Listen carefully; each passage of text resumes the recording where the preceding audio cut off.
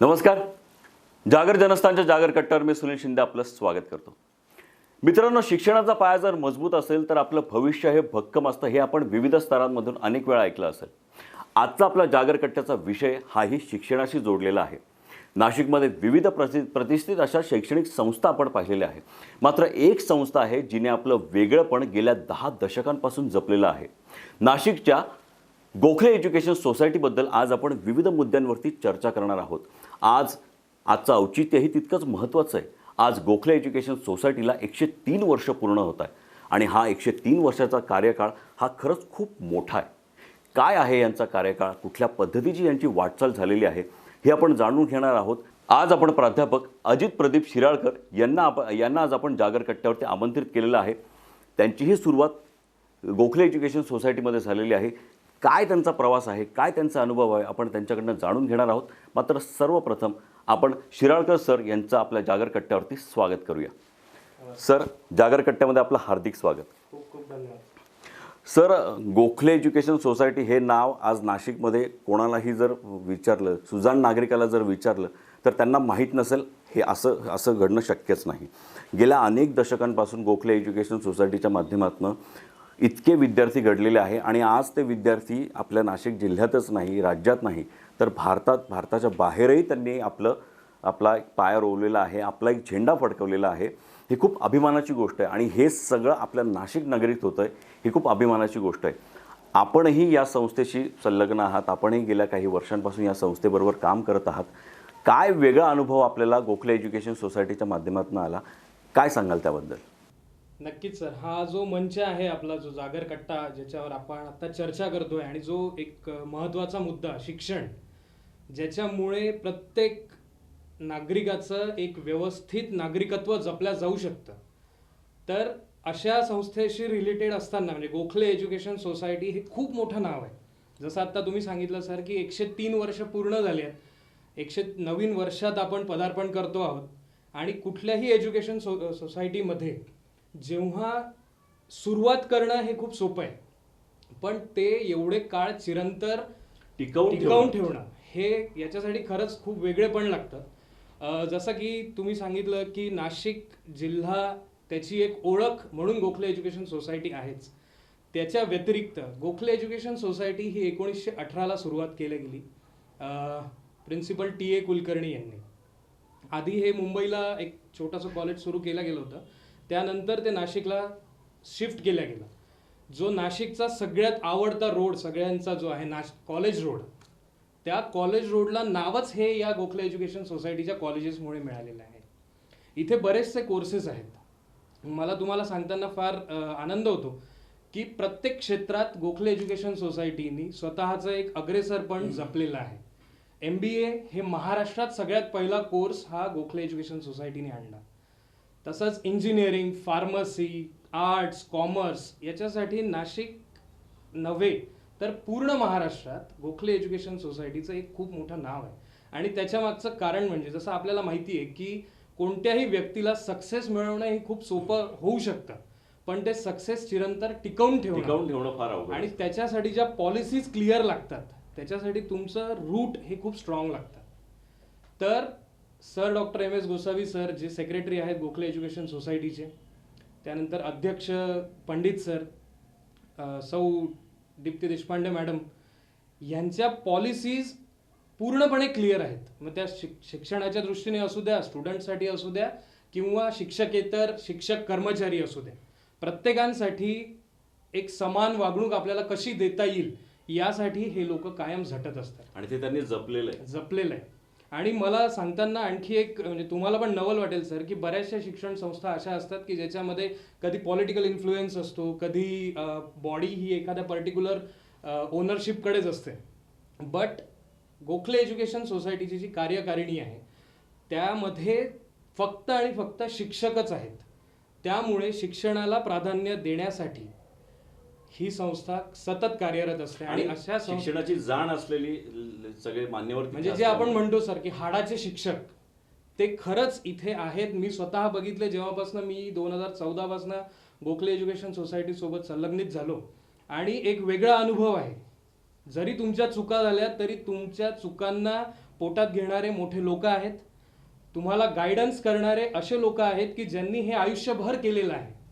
विद्यार्थी घडवले आहेत, मोठे मोठे कर्मचारी, अधिकारी हे गोखले एज्युकेशन सोसायटीचे जेव्हा आम्ही बघतो की महानगरपालिकेमध्ये गोखले एज्युकेशन सोसायटीचे विद्यार्थी आहेत, कुठे दुसरीकडे आहेत, तर ते एक खरंच अभिमानास्पद गोष्ट आहे. बरोबर. सर, गोखले एज्युकेशन सोसायटी आता एका नव्या वाटचालीस सुरुवात करत आहे. ते म्हणजे मॅनेजमेंट स्टडीज असतील, इंजिनिअरिंग असेल, फार्मसी असेल, अशा वेगळ्या सेगमेंटला आता त्यांनी सुरुवात केलेली आहे. नाशिक जिल्ह्यामध्ये तसे विविध कॉलेजेसला ऑलरेडी या सर्व सेगमेंटला सुरुवात झालेली आहे.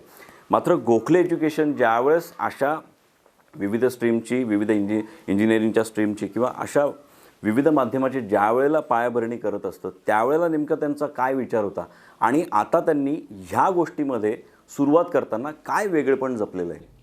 सर, नक्कीच मला या मंचावरून सांगायला आवडेल की 2009 मध्ये प्रोफेशनल एज्युकेशन किंवा टेक्निकल एज्युकेशन हे आपण विद्यार्थ्यांपर्यंत पोहोचवलं पाहिजे, यासाठी 2009 मध्ये इंजिनिअरिंग कॉलेज सुरू झालं. RH Sapat college of engineering, management studies and research. याच्या मागचा उद्देश एवढाच, प्रत्येक गोखले एज्युकेशन सोसायटीच्या प्रत्येक महाविद्यालयाच्या मागचा उद्देश एवढाच आहे की शिक्षण हे प्रत्येकाला परवडलं पाहिजे. आज तुम्ही मार्केटमध्ये बघता सर की फीज हे पालकांसाठी एक खूप मोठं चॅलेंज झालेलं आहे. तिथे Gokhale education society, RH Sapat college of engineering, management studies and research किंवा फार्मसी किंवा कुठलंही महाविद्यालय असू द्या, lowest fees and highest placement ही टॅगलाईन आहे. आणि त्याच्या व्यतिरिक्त हे प्रत्येकाला परवडलं पाहिजे याच्यासाठी जी फीज आहे ती या शिक्षणाच्या बाजारामध्ये आपण कमी पैसा घेऊन प्रत्येकाला क्वालिटी टेक्निकल एज्युकेशन कसं दिलं गेलं पाहिजे याच्याकडे जो भर आहे, हा उद्देश घेऊनच हे 2009 मध्ये कॉलेज सुरू झालं. सुरू झालं असताना याच्यात 5 अंडर ग्रॅज्युएटचे कोर्सेस आहेत. Civil engineering, computer engineering, mechanical engineering, electronics engineering, electrical engineering. या व्यतिरिक्त पोस्ट ग्रॅज्युएट कोर्सेस म्हणजे ME आणि MCA इंजिनिअरिंग. तर या सगळ्यांची फीज आणि प्लेसमेंट बघता कंपॅरेटिव्ह जर आपण बाकीच्यांसोबत कंपॅरिझन करायचं म्हटलं तर विद्यार्थ्यांचं यश हे फार घवघवीत प्रमाणात आम्हाला मिळत आलेलं आहे.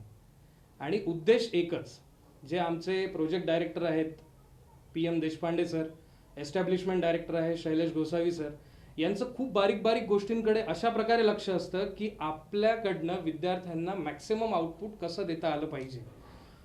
मला सांगताना फार आनंद होतो की इंजिनिअरिंग कॉलेजचे 95 म्हणजे 95% स्टाफ हा परमनंट आहे. कोरोनाच्या काळात जेव्हा सगळीकडे थोडं भीतीचं वातावरण होतं, प्रत्येक जण आर्थिक याच्यातनं जात होता, विवंचनेतनं जात होता, अशा वेळेस गोखले एज्युकेशन सोसायटी ही भक्कमपणे आपल्या कर्मचाऱ्यांच्या मागे उभी होती. आमचा एकही महिन्याचा पगार सर कधीच लॅक झाला नाही किंवा तो कमी करण्यात आला नाही.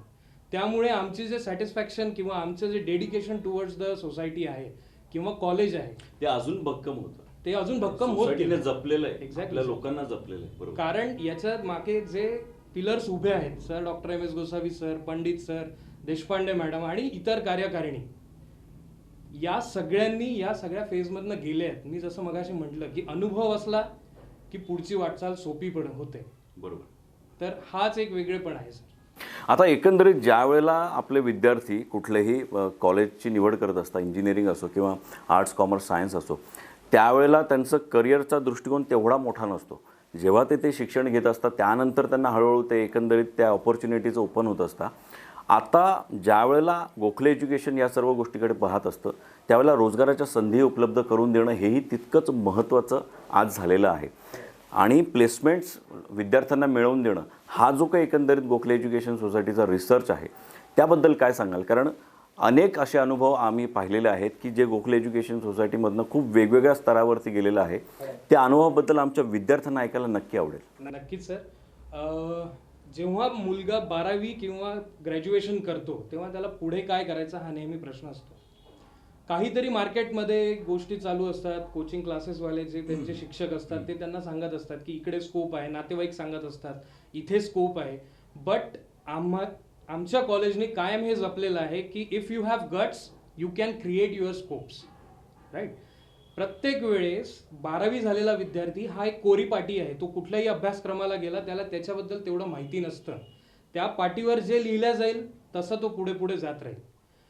कॉलेजने RH सपट कॉलेज ऑफ इंजिनिअरिंगनी हे कायम जपलेलं आहे की आपल्या विद्यार्थ्यांना सिलेबस तर आहेच, डिग्री सर तुम्ही फीस भरता आहे, तुम्ही पुढे पुढे वाटचाल करताय, डिग्री प्रत्येकाला मिळणार आहे, पण त्याच्या व्यतिरिक्त तो रोजगार उपलब्ध करून देणे किंवा स्वतः कॅपेबल होणे की आपल्याला कसा रोजगार मिळेल याच्याकडे आम्ही बारकाईने लक्ष देतो. त्यासाठी म्हणजे आम्ही सेकंड इयरपासनं इंजिनिअरिंगच्या बाबतीत जर मी बोलायचं म्हटलं तर सेकंड इयरपासनं आम्ही सिलेबसच्या व्यतिरिक्त त्यांची पर्सनॅलिटी कशी डेव्हलप होईल याच्याकडे जास्ती लक्ष देतो.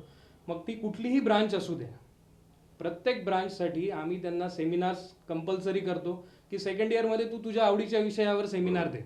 त्यांनी काय होतं की विद्यार्थी वाचतात, त्यांना कळतं की आता मला याच्याविषयी बोलायचं आहे. जेव्हा आपल्याला एखादी गोष्ट परफॉर्म करायची असते तेव्हा ऑटोमॅटिकली आपण त्याच्याबद्दल थोडं सिरियस होतो आणि अभ्यास करायला लागतो. आणि त्याचा फायदा मग आम्हाला कसा होतो की विद्यार्थ्यांचा एक दृष्टिकोन बदलतो. जेव्हा तुम्ही त्या विद्यार्थ्यांना सांगता की तुला 100 लोकांसमोर हा तुझा सेमिनार द्यायचा आहे आणि हे सेकंड इयरमध्ये जेव्हा त्याचं अगदी कोवळं मन आहे, तिथे त्याचा कॉन्फिडन्स लेवल हळूहळू बूस्ट केला जातो. तो जेव्हा थर्ड इयरमध्ये येतो तेव्हा मग त्या ब्रांचशी रिलेटेड त्याला टेक्निकल शिकवलं जातं. टेक्निकल शिकवत असताना त्यांच्याकडनं छोटे छोटे प्रोजेक्ट्स कसे करून घेता येतील हे प्रत्येक शिक्षक विचार करतो. प्रत्येक शिक्षकाला आमच्या मॅनेजमेंटनी तुमचा डोमेन काय आहे या डोमेनवर तुम्ही फोकस करा. विद्यार्थी येऊन त्यांना जॉईन होतात की सपोज माझा IoT आहे तर मला येऊन IoTला कोणीतरी जॉईन होईल, त्याच्यात त्याचा आणखी इंटरेस्ट वाढत जातो. एकदा तुमचा बेस पक्का होत गेला की तुम्हाला पुढची वाटचाल ही सोपी होते. आणि याचंच फलित म्हणजे मला तुम्हाला सांगायला खरंच आनंद होईल की जे मी मगाशी म्हटलं की lowest fees and highest placement, तर मागच्या वर्षीची जी बॅच होती आमची 2020-21 ही 5ही ब्रांचेस आणि MCA ME सगळं पकडून आमचे 330 विद्यार्थी प्लेस झालेले आहेत. वा. आणि ते प्लेस झाले त्यानंतर ते जॉईन झाले. सगळ्यात मोठा फरक तिथे असतो की तुम्हाला सिलेक्ट केल्या गेलं जातं पण नंतर जॉईनिंग येत नाही. मधल्या काळात हा खूप मोठा प्रॉब्लेम होता.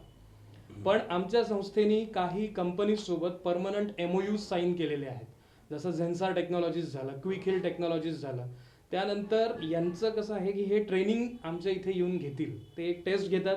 जे मुलं शॉर्टलिस्ट होतील, मुलांना हे माहिती आहे की आपल्याला थर्ड इयरमध्ये या कंपनीसाठी ट्रेनिंग मिळणार आहे, त्याच्यासाठी मी प्रिपेअर केलं पाहिजे, तर ते सेकंड इयरपासून प्रिपेअर करायला म्हणजे त्यांना ऑलरेडी ते एक टार्गेट त्यांच्या समोर असतं, समोर ठेवलं गेलेलं असतं. बरोबर. मी मेकॅनिकल ब्रांचच्या बद्दल जर बोलायचं म्हटलं तर नाशिक हे एक इंडस्ट्रीयल हब हे मेकॅनिकल इंडस्ट्रीजमुळे ओळखलं जातं. तर आमचे जे प्रोजेक्ट डायरेक्टर आहेत PM देशपांडे सर, त्यांनी त्यांच्या गायडन्स अंडर आम्ही एक प्रोग्राम सुरू केला की इथल्या जितक्याही स्मॉल स्केल्स आणि मीडियम स्केल्स कंपनीज असतील तिथे आमच्या थर्ड इयरच्या विद्यार्थ्यांना, थर्ड इयरपासनं मेकॅनिकल आणि इलेक्ट्रिकल इलेक्ट्रॉनिक्स या विद्यार्थ्यांना कंपल्सरीली 15 दिवसाच्या ट्रेनिंगवर जायचं. त्याचं रेम्युनरेशन तुम्हाला मिळणार नाही इंडस्ट्रीमध्ये. बरोबर. तुम्हाला लाईव्ह प्रोजेक्ट्सवर काम करायचं आहे. इंडस्ट्रीला कळलं की यांच्याकडे इनपुट कसं आहे, कुठला विद्यार्थी कशा प्रकारे काम करतो, विद्यार्थ्यांना कळलं की इंडस्ट्रीमध्ये कशा प्रकारे काम करायचं आहे, त्याच्यानुसार ते स्वतःला मग कार्व करत गेले. आणि याचा फायदा कुठे झाला तर जो एखादा विद्यार्थी एखाद्या इंडस्ट्रीत काम करतोय त्या मालकाला किंवा तिथल्या सुपरवायझरला जर त्याचं काम आवडलं तर तिथल्या तिथे आम्हाला प्लेसमेंटच्या अपॉर्च्युनिटीज मिळाल्या. याला सरांनी आम्ही नाव दिलं ICUBE ॲक्टिव्हिटीज, म्हणजे इन्स्टिट्यूट इंडस्ट्री इंटरॅक्शन. याच्यातनं बऱ्यापैकी विद्यार्थ्यांना रोजगार संधी उपलब्ध झाल्या. छोटे छोटे प्रोजेक्ट्स जे आम्ही घेतो त्याचं आम्ही एक प्रदर्शन भरवतो, प्रोजेक्ट एक्झिबिशन. मग ते कॉलेज लेवल, ते प्रोजेक्ट एक्झिबिशनमध्ये जज करण्यासाठी कोणाला बोलवायचं तर जे ॲल्युमिनीज आहेत, जे आता मोठ्या मोठ्या कंपनींमध्ये खूप चांगल्या पोस्टवर आहेत, अशा याच्यात आपण त्यांना एक्झिबिशनला ॲज अ जज म्हणून बोलवायचं. किंवा काही कंपनीज आहेत तिथले CEO आम्ही बोलवले ॲज अ एक्सपर्ट, काही डेव्हलपर्स बोलवले, जशा नाशिकच्या बऱ्याच मोठ्या कंपन्या आहेत, ते सगळे आम्हाला येऊन आमच्या विद्यार्थ्यांना गाईड करतात त्या प्रोजेक्ट एक्झिबिशनमध्ये. आणि सर 2-3 वर्षाच्या आधी एक प्रोजेक्ट होता, त्या प्रोजेक्टला आपल्या इंडस्ट्रीमधले 2 जण एक्सपर्ट म्हणून आले. त्यांनी तो प्रोजेक्ट बघितला, त्यांना तो प्रोजेक्ट प्रचंड आवडला. त्यांनी तिथल्या तिथे त्या ग्रुपला ऑफर दिली, ऑफर लेटर साईन करून गेले. याचा फायदा कोणाला झाला तर विद्यार्थ्यांना झाला. Win win situation. Win win situation. एक फायनल इयर इलेक्ट्रॉनिक्सचा विद्यार्थी होता, त्यांनी एक प्रोजेक्ट केला PCBशी रिलेटेड, आणि तो प्रोजेक्ट त्याचा जो प्रॉडक्ट होता that product was required in market. त्यांनी त्याची स्वतःची एक छोटीशी फर्म टाकली आणि तो आता महिंद्राचा ऑफिशियल पार्टनर आहे. तर हे सगळं त्या जे आयराईज ॲक्टिव्हिटी म्हणून घेतो आम्ही, iCubeच्या अंडर आयराईज प्रोजेक्ट एक्झिबिशन, हा त्याचा फायदा. पण सर, ज्या वेळेला विद्यार्थी विविध शैक्षणिक संस्थेकडे पाहत असतात, गोखले एज्युकेशन सोसायटी ही खूप नावारूपाला आलेली सोसायटी आहे. गेल्या अनेक वर्षांपासून आपण ती पाहत असतो. नाशिकमध्ये आता इन्फ्रास्ट्रक्चर विविध एज्युकेशन सोसायटीचे इतके मोठे आपल्याला त्याचं स्वरूप दिसतं की तिथे जातानाच मुळात एक आर्थिकदृष्ट्या थोडासा जो मागे असतो विद्यार्थी, त्याला जातानाच मुळात तो विद्यार्थी असो किंवा तो पालक असो, त्यांना ते धजावतात की अरे इथे आपल्याला आर्थिकदृष्ट्या इथे आपल्याला ॲडमिशन मिळेल का, आपण हे इथल्या आर्थिक सगळ्या गणिताला कॅपेबल आहोत का. ही जी काही भीती आहे, ती भीती आणि ती तफावत गोखले एज्युकेशननी आपल्या आर्थिकदृष्ट्या जे सक्रिय नाही आहे त्यांच्यासाठी ती तफावत कशी कमी केली? नक्कीच सर, पालकांसाठी हा खरंच खूप मोठा प्रश्न असतो की माझ्या पाल्याला मला चांगलं शिक्षण द्यायचं आहे, तर अशा याच्यात मला माझी आर्थिक घडी पण जपता आली पाहिजे आणि त्याला एक चांगलं शिक्षण पण देता आलं पाहिजे.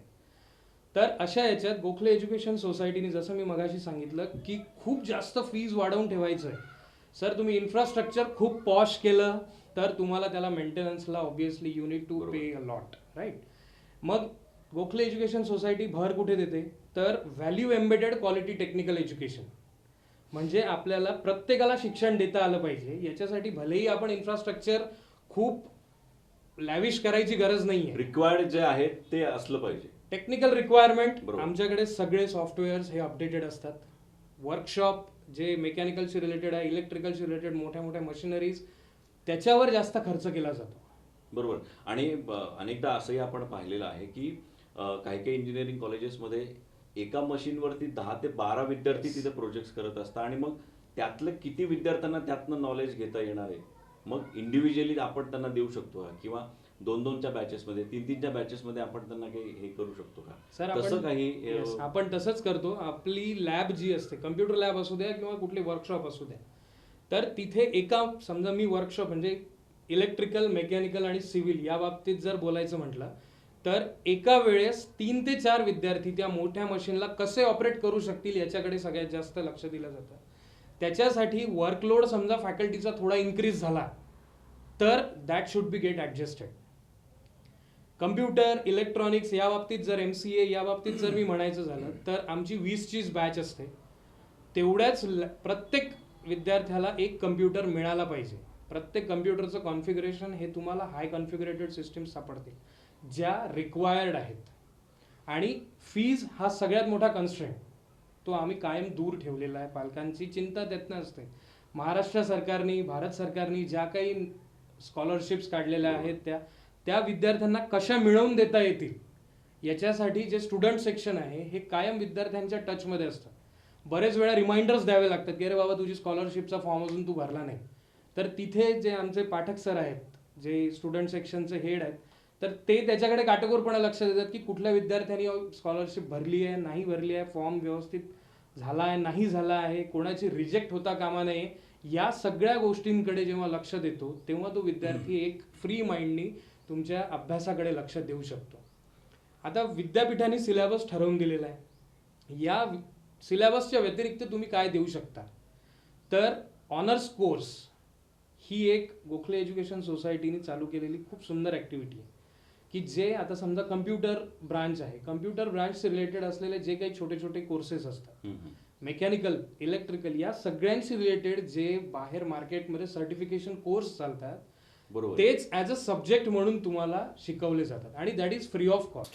आणि ही खूप महत्त्वाची गोष्ट आहे. कारण काय होतं, आपण इंजिनिअरिंग करत असतो किंवा आपण कुठलेही आर्ट्स, कॉमर्स कुठल्याही फॅकल्टीमध्ये शिक्षण घेत असतो, ह्या व्यतिरिक्तही बाहेरून आपल्याला असं नेहमी बंबार्डिंग केलं जातं की अरे हे ठीक आहे, हे तुझं रेग्युलर शिक्षण आहे, हे तू घे, मात्र तू जर हा कोर्स केला, ह्याच्यात जर तू जास्त फीस भरली तरच तुला जॉबसाठी तुला ऑपॉर्च्युनिटीज ओपन होऊ शकतात.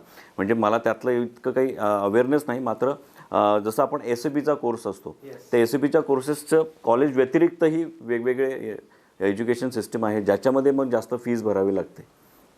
तो एक एक्सपिरियन्स तो जसं आहे. आता तुम्ही नाव काढला सर की SAPचा कोर्स आहे, त्याच्यासाठी तुम्हाला पे करावं लागतं. तर ह्याच्याशी रिलेटेड जसं अबॅप झालं, अबॅपचं डेव्हलपमेंट म्हणजे हे SAPचे वेगवेगळे मॉड्यूल्स, ERP झालं, तर हे आम्ही फ्री ऑफ कॉस्ट पोरांना शिकवतो आणि ते तुम्हाला त्याची सेपरेट मार्कशीट मिळते विथ ग्रेड्स आणि ती विद्यापीठाकडनं पण अप्रूव्ड आहे. त्याच्यामुळे तुम्हाला त्याच्यासाठी वेगळं काही करायची गरज आहे का? नाही. हे ऑनर्स कोर्स तुम्ही जर व्यवस्थितरित्या आणि दॅट इज फ्री. आमचे जे स्टाफ आहेत, those who are expert in that domain, they will teach you that subject. आम्ही सिलेबस डिझाईन करतो, आम्ही त्या पोरांना तो सिलेबस व्यवस्थितरित्या कसा शिकवता येईल याच्याकडे भर देतो. कोरोनाच्या काळात आता ऑफलाईन बंद होतं, सगळं ऑनलाईन होतं, तर कॉलेजनी गुगल सूट हा पूर्णपणे विकत घेतला. कशासाठी? तर विद्यार्थ्यांना झूम किंवा जे फ्रीवेअर्स आहेत ते यूज म्हणजे त्याच्यात बऱ्याच प्रमाणात कोणी पण माल प्रॅक्टिसेस करतात, हे अवॉइड करण्यासाठी गुगल सूट आम्ही विकत घेतला. प्रत्येकाला एक ऑफिशियल मेल ID दिला. त्या मीटिंगला तो विद्यार्थी हजर राहिला पाहिजे. तो जर अब्सेंट असेल तर त्याचं नोटिफिकेशन त्याच्या पॅरेंट्सला जातं. म्हणजे पॅरेंट्सला पण एक गॅरंटी आहे की नाही बा माझा विद्यार्थी, माझा पाल्य आज तिथे काय करतो आहे, याच्यावर पण एक कंटिन्युअस मॉनिटरिंग आपण ठेवतो. या व्यतिरिक्त जर समजा आता मला एखाद्या विद्यार्थ्याला प्लेस करायचं आहे, तर MOU सायनिंग हे सगळ्यात मोठं. आणि एक कुठली पण कंपनी जेव्हा तुमच्या कॉलेजसोबत MOU साईन करते तेव्हा ती सगळ्या गोष्टी बघते की यांच्याकडनं येणारा क्राऊड कसा असणार आहे.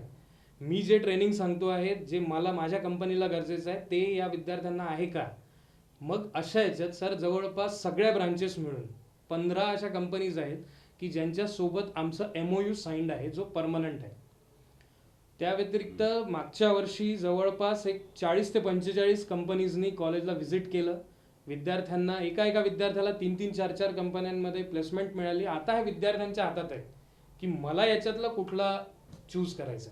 बरोबर सर, आपण एक मुद्दा मागे जाऊया. मला एक सुचलेलं आहे की आपण ज्या पद्धतीने आपण सांगितलं की स्पेशल कोर्सेस आपण विद्यार्थ्यांना फ्री ऑफ कॉस्ट अवेलेबल करून देतो. अनेकदा ज्यावेळेस कॉलेजमध्ये विद्यार्थी शिक्षण घेत असतो त्यावेळेस त्याची मेंटॅलिटी ही मार्केटच्या दृष्टीने किंवा जॉबच्या दृष्टीने तेवढी डेव्हलप नसते. दे डोंट नो की अरे आपण संस्था आपल्याला जे काही देते फ्री ऑफ कॉस्ट त्याची बाहेर काय किंमत आहे. तर त्याच्यासाठी त्यांना त्या विषयासाठी बूस्टिंग करणं किंवा त्यांना त्या विषयाचा अवेअरनेस क्रिएट करणं, हे याच्याशी तुम्ही डील कसं करता? Sir, you have put a full toss ball to me so that I can hit a 6 on to it. आणि मला याच्याविषयी नक्कीच बोलता येईल, कारण जेव्हा विद्यार्थ्यांना माहिती नाही आहे की इंडस्ट्रीमध्ये काय चालू आहे, मार्केटमध्ये काय चाललं आहे, हे आम्ही सांगून पण आणि फायदा शिक्षण नाही. संपल्यानंतर त्यांना शिक्षण realize होतं. संपल्यानंतर रिअलाइज होतं की अरे यार हो. ये मेरे को करना चाहिए था. बरोबर. मग हे सांगेल कोण? शिक्षकांनी सांगितलं तर ते पटणार नाही. म्हणजे आपण जे म्हणतो की बाहेरच्यांनी कान टोचलेले बरे, त्या उक्तीला धरून जर मी बोलायचं म्हटलं तर असे भरपूर इंडस्ट्री एक्सपर्ट्स आहेत की जे आमच्यासोबत अटॅच्ड आहेत. त्यांचे सेमिनार्स आपण अरेंज करतो मुलांसाठी. ते ऑनलाईन जरी असले तरी विद्यार्थ्यांना एक अवेअरनेस असतो की अच्छा या कोर्सचं मार्केटमध्ये आत्ता हे व्हॅल्युएशन आहे. ते पण त्या पद्धतीने त्यांना गाईड करतात. जो मी म्हटलं की ऑनर्स कोर्स जे आम्ही डिझाईन केले, हा सिलेबस फक्त कॉलेजच्या शिक्षकांनी ठरवला आहे का? नाही. याच्यामध्ये काही ॲल्युमिनीज जे पासआउट होऊन चांगल्या कंपन्यांमध्ये आहेत आणि काही इंडस्ट्री पर्सन्स आणि जे महाराष्ट्रातले मोठे अकॅडमिशियन्स आपण म्हणतो की जे PhD होल्डर्स आहेत, ज्यांचे रिसर्च त्या फील्डमध्ये आहेत, अशा लोकांना धरून तो सिलेबस डिझाईन केला जातो. विद्यार्थ्यांना त्याच्या प्रकारे पहिले अवेअरनेस प्रोग्राम घेतला जातो की हा सिलेबस, हा सब्जेक्ट असा आहे, याच्याविषयी तुम्हाला हे सांगितलं जाईल. या सगळ्यांचं सर्टिफिकेट म्हणजे 2019 आम्हाला NAAC या ॲक्रेडिशन संस्थेनी B++ ग्रेडनी 5 वर्षासाठी मान्यता दिली. कारण तुम्हाला जर समजा तुमचं बेसिक इज गुड, तर तुम्हाला हे खूप सोपं जातं की आत्ता मला इंडस्ट्रीमधले चॅलेंजेस मी स्वीकारू शकतो. आणि मुलगा एक परिपक्व होऊन, इंडस्ट्री रेडी होऊन आम्ही त्याला मार्केटमध्ये उभं करतो. बरोबर. मला अजून एक असा मुद्दा विचारायचा आहे की ज्या वेळेला एका प्रतिष्ठित संस्थेमध्ये विद्यार्थ्याला ॲडमिशन घ्यायचं असतं, आता आपण नाशिकबद्दल बोलतोय, नाशिक जिल्ह्याबद्दल बोलतोय, बाहेरच्या विद्यार्थ्यांना ज्यावेळेस इथे ॲडमिशन घ्यायचं असतं आणि त्यांचं राहण्याचं जो काही ती अडचण असते, त्या अडचणीसाठी मग संस्था त्यांना कुठल्या पद्धतीने मदत करते, तो त्यांना दिलासा कसा मिळतो? कारण अनेक वेळा असं पाहिलेलं आहे आणि महात्मा गांधीजींनी पण एक वाक्य सांगितलेलं आहे की भारत का विकास गाव खेडो में वसता है. आणि गावाखेड्यातल्या मुलांची जिद्द, त्यांची हुशारी ही नो डाऊट मी स्वतः ते ऑब्झर्व केलेलं आहे की शहरामध्ये ज्या पद्धतीचं आपलं संगोपन असतं त्यापेक्षा गावाखेड्यातल्या मुलांमधला तो ग्रास्पिंग आणि चिकाटी ही खूप वेगळी असते. तर असे विद्यार्थीसुद्धा संस्थेला लाभणं हे खूप महत्त्वाचं असतं. तर त्या विद्यार्थ्यांना संस्थेमध्ये एकरूप करून घेणं ते नेमकं संस्थेने कसं हे केलं, कसं डील केलं? सर, गोखले एज्युकेशन सोसायटी ही 1918 पासून कार्यरत आहे. तर असे बरेचसे महाराष्ट्रातले विद्यार्थी संस्थेसोबत जुळत गेले, कारण गोखले एज्युकेशन सोसायटी ही फक्त नाशिक पुरती मर्यादित नाही, ती ठाणे, मुंबई, पालघर या डिव्हिजन्समध्ये सुद्धा काम करते. मग इंजिनिअरिंग किंवा फार्मसी हे जे टेक्निकल कोर्सेस आहे यांना जेव्हा इथे यायचं असतं तेव्हा संस्थेने कॉलेज रोड जो आपला मेन रोड आहे तिथे जी आपली संस्था आहे त्या संस्थेमध्ये गर्ल्स हॉस्टेल आणि बॉईज हॉस्टेल याची सोय केलेली आहे. आता कॉलेज रोड, गंगापूर रोड हे रोड एक नाशिकमधले प्रतिष्ठित किंवा महागडे रस्ते ग्लॅमरस आपण म्हणू शकतो. तर अशा याच्यात जेव्हा विद्यार्थी राहतात बाहेर रूम करून वगैरे तर त्यांना थोडंसं आर्थिक अडचण तिथे जाऊ शकते. म्हणून गर्ल्स हॉस्टेलची कॅपॅसिटी आमची जवळ मोर दॅन 120 आणि बॉईज हॉस्टेलची कॅपॅसिटी मोर दॅन 120. पण मग प्रत्येकाला गावातल्या खेड्यातल्या व्यक्तीला हे परवडणारं आहे का? मग कॉलेज रोडला आपण राहतो, मग तिथे त्याची फीस किती जास्त असली पाहिजे. पण असं न करता विद्यार्थ्यांच्या हिताने जर आपण बघितलं तर फक्त आणि फक्त त्याला राहण्यापुरती जो वर्षभराचा खर्च बाहेर लागणार आहे त्यापेक्षा नक्कीच कमी म्हणजे 62,000 त्याला त्या हॉस्टेलचं फॅसिलिटी घेता येते. मग याच्यात त्यांना काय for a year 62,000 per year. मग याच्यात त्यांचं जेवण पूर्ण आलं, 2 वेळचा नाश्ता, चहा, इंटरनेट, वायफाय आपण प्रोव्हाइड करायचा प्रयत्न करतो. अशा भरपूर फॅसिलिटीज बाहेर गावच्या मुलांना, खेड्यातल्या मुलांना आपण देतो. तिथे नाशिकमध्ये राहणाऱ्या मुलांना हॉस्टेल जर मागितलं तर दॅट इज मग तिथे आपण रिस्ट्रिक्टेड असतो. बरोबर, कारण प्रत्येकाला ती संधी मिळाली पाहिजे. बरोबर. आता आपण प्रोजेक्ट कॉम्पिटिशन विषयी थोडंसं बोलूया, कारण तो एक वेगळाच असा एक पॅशनेट असा विषय असतो. कारण ज्या मुलांना त्या विषयामध्ये एक असा रस आलेला असतो आणि त्यानंतर त्यांना काहीतरी करण्याची इच्छा असते आणि अशा वेळेस कॉम्पिटिशनच्या मुद्द्यावरती ज्यावेळेस आपण त्यांना तिथे घेऊन जातो त्यावेळेस ते स्वतः इंटरेस्ट घेऊन अनेक गोष्टी अनेक ॲक्टिव्हिटी त्यामध्ये करत असतात. आता इंजिनिअरिंग असो, इंजिनिअरिंगच्या विविध कॉम्पिटिशन्स आपण पाहिलेलं आहे. ह्या कॉम्पिटिशनमध्ये विद्यार्थ्यांमध्ये घडणारा बदल हा आपण कसा ऑब्झर्व केलेला आहे? सर, प्रोजेक्ट हा एक असा प्लॅटफॉर्म आहे की जिथे तुम्हाला किती नॉलेज आहे हे टेस्ट करण्यासाठी प्रत्येक कंपनी ही किंवा कोणी पण जो तुम्हाला जॉब ऑफर करू इच्छितो त्याच्यासाठी दिस इज द बेस्ट प्लॅटफॉर्म. मग आपण काय करतो की अकॅडमिक प्रोजेक्ट्स तर आहेतच, ते फायनल इयरमध्ये प्रत्येक इंजिनिअरिंगच्या मुलाला कंपल्सरीली करावेच लागतात. त्याच्या व्यतिरिक्त मग आपण 3rd इयरपासूनच त्यांना मिनी प्रोजेक्ट्स देतो. ते प्रोजेक्ट्सचे जे टायटल्स आहेत किंवा जे काही प्रोजेक्ट्सचे टॉपिक्स म्हणेल मी, हे टॉपिक्स रिअल लाईफमधून उचललेले असतात. बऱ्याचशा कंपनीज आमच्या मुलांना प्रोजेक्टसाठी स्पॉन्सरशिप देतात की हा आमचा प्रॉब्लेम आहे, हा तुम्ही सॉल्व्ह करून दाखवा. मग जेव्हा हे ते मुलं बघतात की समजा आता तुमचा आणि माझा एक ग्रुप आहे, माझ्या ग्रुपला जर मी एखादा टॉपिक सिलेक्ट केला तर या कॉम्पिटिशनमध्ये मी स्टँड झालो पाहिजे याच्यासाठी मुलं पोटतिडकीने खरंच अभ्यास करतात. तो त्यांचा टेक्निकल जेवढा बेस्ट एफर्ट देता येतील ते देतात. त्यातले मग आम्ही काही निवडक प्रोजेक्ट्स घेतो आणि हॅकेथॉन जे नॅशनल लेवलवर AICT कॉम्पिटिशन्स घेते किंवा सुप्रा मेकॅनिकलसाठी झालं किंवा डिपेक्स झालं, तर अशा याच्यात मग आमचे प्रोजेक्ट्स तिथे शाईन करतात. याच्या मागचा उद्देश एवढाच की त्याची फ्री ऑफ कॉस्ट. मेकॅनिकलच्या मुलांनी एक बढिया गाडी बनवली, ती सुप्रामध्ये प्रेझेंट केली आणि ती गाडी तिथे जेव्हा चालली तेव्हा ते 10-15 ते मुलांची टीम होती, ते रेस खेळले तिथे. त्यांचे जे मेंटर्स होते ते तिथे उपस्थित होते. पण त्यांचा रिझल्ट ऐकून बाकीच्या कॉलेजेसमधले म्हणजे आमच्या कॉलेजेसमधले बाकीचे विद्यार्थी आहे की आपलं कॉलेज हे नॅशनल लेवलवर प्रेझेंट केलं गेलं. AICTने हॅकेथॉनची एक प्रोजेक्ट कॉम्पिटिशन घेतली होती की ज्याच्यात दिल्ली, मुंबई अशा सगळ्या मेट्रो सिटीज आणि भरपूर ऑल ओव्हर इंडियामधनं प्रोजेक्ट्स आले. तिथे नॅशनल लेवलला फर्स्ट प्राईज आमच्या विद्यार्थ्यांनी कम्प्युटरच्या काढला. त्याची स्कॉलरशिप मिळाली, 3 लाख रुपये त्याची ग्रँट नंतर आली की हा प्रोजेक्ट तुम्ही पूर्ण करून आयुष मिनिस्ट्रीला तुम्ही द्या. तर हे खरं क्रेडिट आहे की जे विद्यार्थ्यांनीच अर्न केलेलं आहे. आम्ही तर शिक्षक प्रत्येक सगळ्यांना सारखंच शिकवतो. असं कधीच कोणी करत नाही की शिक्षक नाही या ग्रुपला आपण जास्त देऊ किंवा त्या क्लासला आपण कमी देऊ. पण तुम्ही त्याला ग्रास्प करता कधी, जेव्हा तुमच्यासमोर टार्गेट आहे. सर एक छोटंसं एक्झाम्पल देतो की आज जर समजा आपण दोघांनी पळायची शर्यत लावली की आपण इथून धावत निघूया, पण तुम्हाला जर माहिती आहे की मला पंचवटीपर्यंत धावत जायचं आहे, तर तुम्ही तुमचे एफर्ट्स त्या प्रकारे घेणार. जर आपल्याला माहितीच नाही की आपल्याला कुठपर्यंत पळायचं आहे, आपण सुरुवातीला खूप जोमात पळू, नंतर अरे यार और कितना भागना आहे, थांबून जाऊ.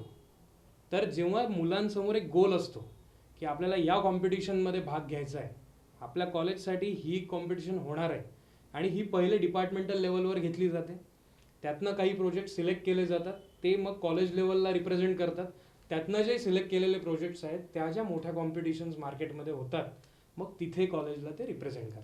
बरोबर.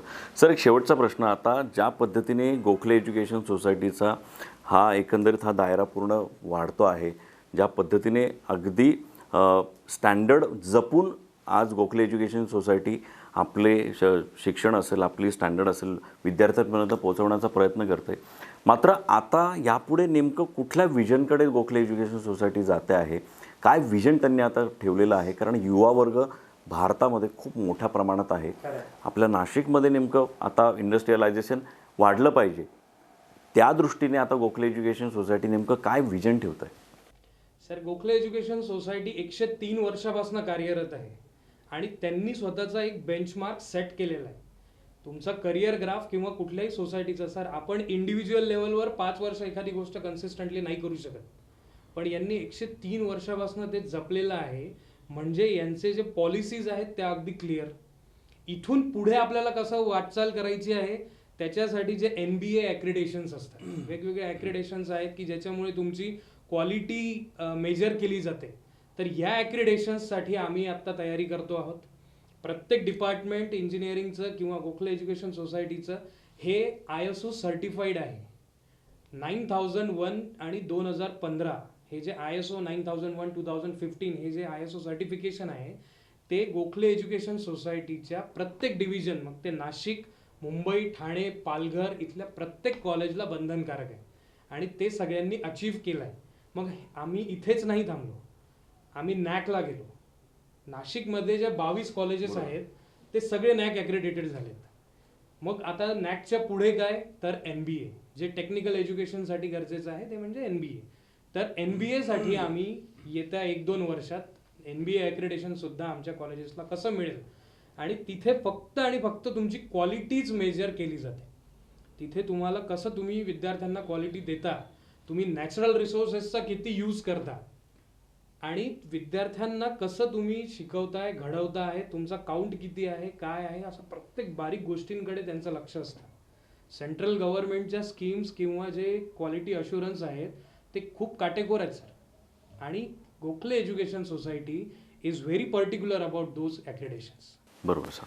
सर आता एकंदरीत आपली ही पूर्ण जी काही चर्चा झाली, मुळात अनेकसे मुद्दे राहिलेले आहे, मात्र तरीसुद्धा आज युवा वर्ग ज्या पद्धतीने शिक्षणाकडे पाहतोय, त्यांचे पेशन्स कमी झालेले आहे, त्यांना रिझल्ट्स पटकन हवे आहे आणि आपण आता प्राध्यापक म्हणून अनेक स्टुडंट्सशी डील करता, काय आपला एक असा एक महत्त्वाचा मेसेज असेल जो आज आपण आपल्या युवा वर्गाला ॲज अ प्राध्यापक म्हणून, ॲज अ मित्र म्हणून आपण त्यांना देऊ इच्छिता, जेणेकरून त्यांना त्यांचं एकंदरीत त्यांना एक दिशा मिळेल की अरे नाही, विचार या पद्धतीने करणं गरजेचं आहे. काय आज तुम्ही त्यांना सांगा? सर मी प्राध्यापक म्हटल्यापेक्षा एक सिनियर या फील्डमधला म्हणून मी माझ्या मित्रांना नक्की सांगेल की सुरुवात कुठून ना कुठून करणं आपल्याला गरजेचं आहे. आणि जेव्हा तुम्ही एका चांगल्या वातावरणातून सुरुवात करता तेव्हा त्याचा इफेक्ट, संस्कार जे आपण म्हणतो, आपल्या महाराष्ट्रात संस्काराला सगळ्यात जास्त महत्त्व आहे, तसंच शैक्षणिक संस्कार तुमच्यावर कसे घडतात इथून तुम्हाला चालना मिळत असते. एक सिंपल उदाहरण द्यायचं म्हटलं तर सिंहाला डरकाळी फोडता येते ती कधी, जेव्हा त्याच्या आजूबाजूला सगळे सिंह असतील. तो जर बकऱ्यांच्या ह्याच्यात गेला तर तो सुद्धा म्याव म्याव करायला लागतो. तर आपल्याला आपल्या आजूबाजूचं वातावरण, चांगले मित्र, चांगलं शिक्षण, चांगल्या सवयी हे सगळ्यात इम्पॉर्टंट आहे. आणि हे सगळं मिळत असताना आपल्याला आपलं एज्युकेशन कशा प्रकारे ग्रास्प करायचं आहे आणि त्याच्यात कन्सिस्टन्सी मला कशी सातत्याने ठेवायची आहे हे जर प्रत्येक विद्यार्थी मित्रांनी याच्याकडे थोडंसं लक्ष दिलं, रोजचा मी माझं एवढं सेट केलेलं आहे, मी एवढंच करणार, हे जरी करून ठेवलं, सर नाशिक म्हणजे थोडं उत्तर मी कदाचित लांबवत असेल, पण नाशिक हे 2 टायर सिटीमध्ये येतं.